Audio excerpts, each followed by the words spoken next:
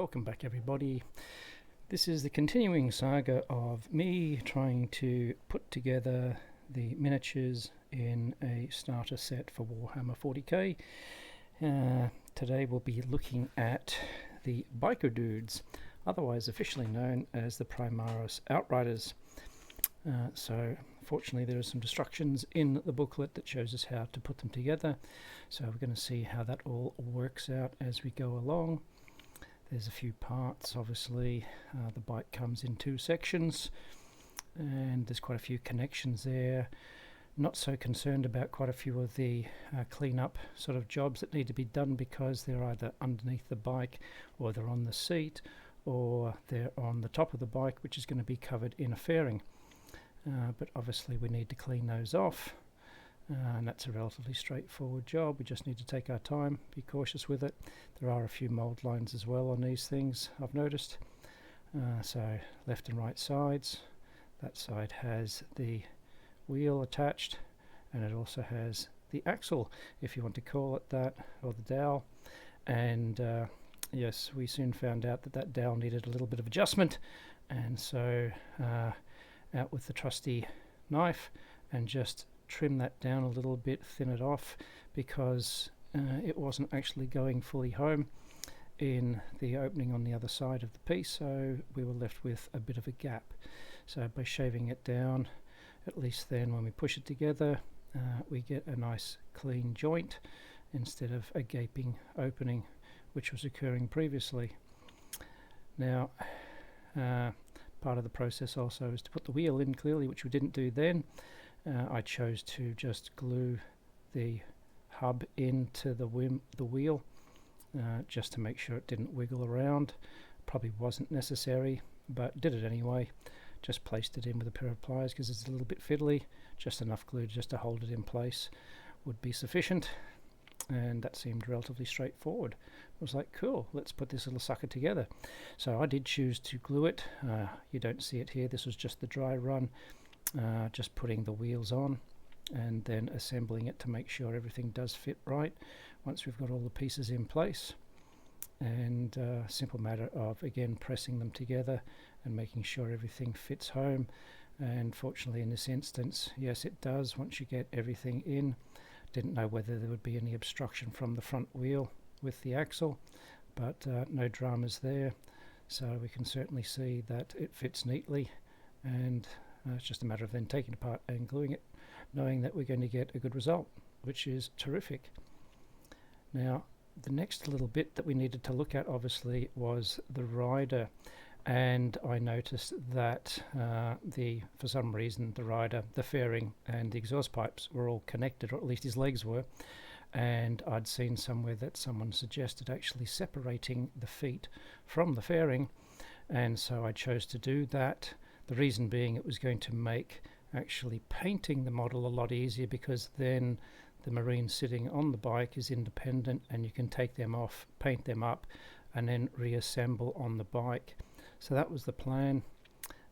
Dry fitting the handlebars turned into an interesting exercise when it didn't go on properly, and then clearly didn't come off either.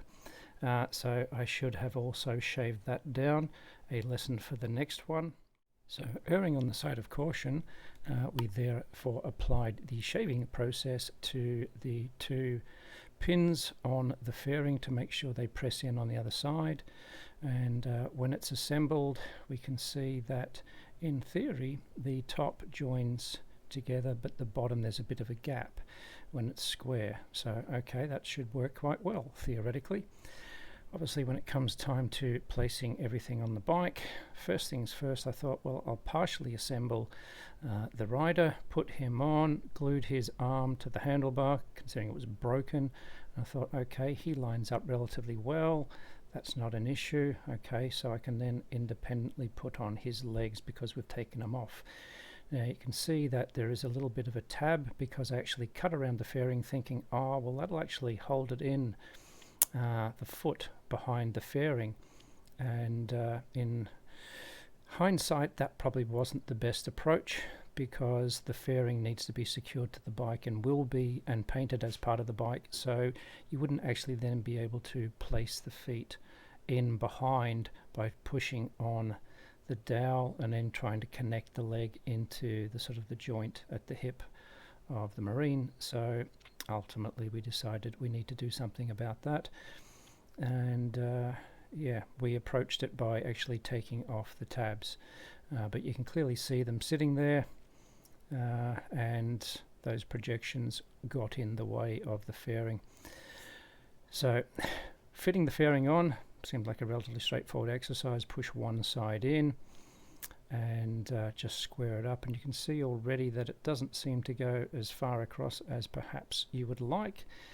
And when it comes time to then push in the second side, which will then socket into that, unfortunately squeezing together and making it look like it's about the right location relative to the rider's feet, we look at the top of it and there is a nice gap, and that gap isn't going anywhere, because when you look at the front you can't push it together any further, yet you're still left with a couple of millimeters, which looks absolutely horrendous.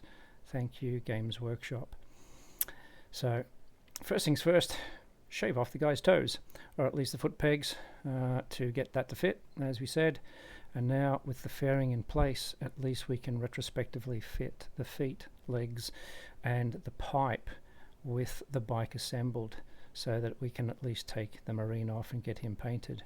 Now, to try and address the gaping hole, I shaved a bit of sprue and kind of placed it in there, and then applied some glue and built it up, rather than using sprue glue because the gap was so large.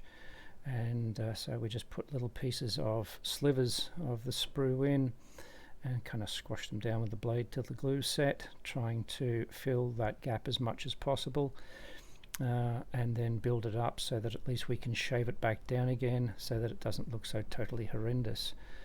And hopefully when the time comes it will look a little bit better. So that's partly there, but we're getting there. And lucky last, what we need to do obviously is drill out some barrels and get rid of some disgusting lines in the moulding that are there.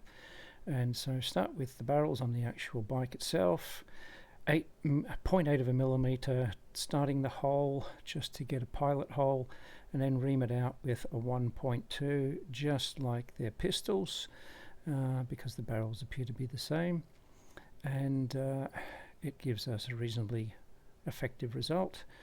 Now we can see the mold lines here, so it's just a matter of taking them down, and also on the tires, rather have the tires looking like they've been used rather than perfect, and get rid of the mold lines up the middle.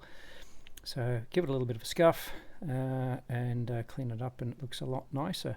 So that's the barrels done. He's sitting there kind of happy but not glued, so we can take him apart to paint him.